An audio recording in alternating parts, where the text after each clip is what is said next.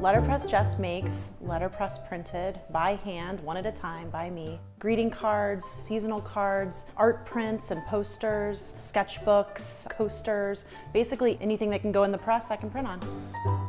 The process of what makes something letterpress printed versus something that's offset printed or digitally printed or screen printed is it actually makes an impression with a plate or some type. It's a different way of printing than really any other way. So today we are actually printing some letterpress business card coasters for Print and Press.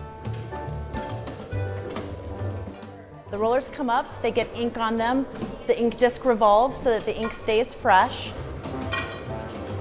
The rollers come over the chase, they ink up the form, and all of this is happening, but it's essentially the relatively simple process of these two pieces coming together in a clamshell that makes the impression on the paper or other material that you're printing on. I acquired Big Sal, my 1963 Chandler and Price letterpress printing press. I was lucky enough to find her in a basement in North Canton, got her for free, hauled her up out of there, and we've been together ever since.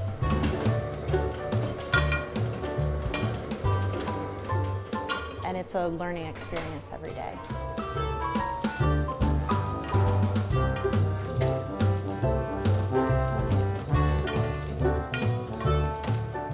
We recently launched our own storefront in the Canton Arts District. My husband Doug and I and our partners at Little Chicago Clothing Company, Greg and Amy Eibel, have opened a storefront in the front portion of our working printer studio.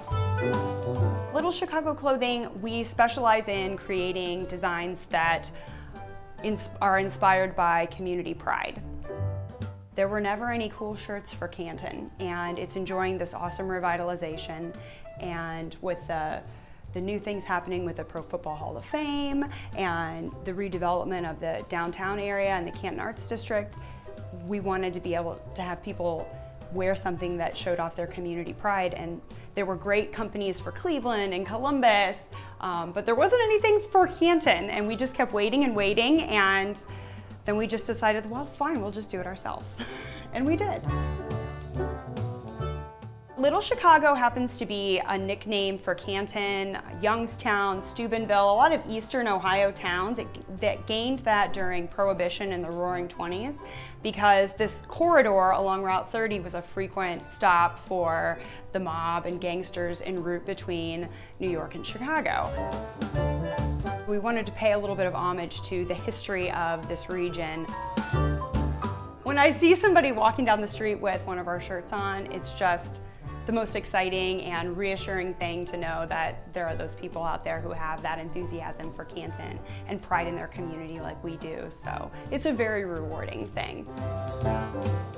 I think it's an amazing thing anytime something that you made is something that someone's willing to pay money for. Someone's willing to give you their hard-earned dollars for something you made with your own hands. No matter what you make, that's a cool thing.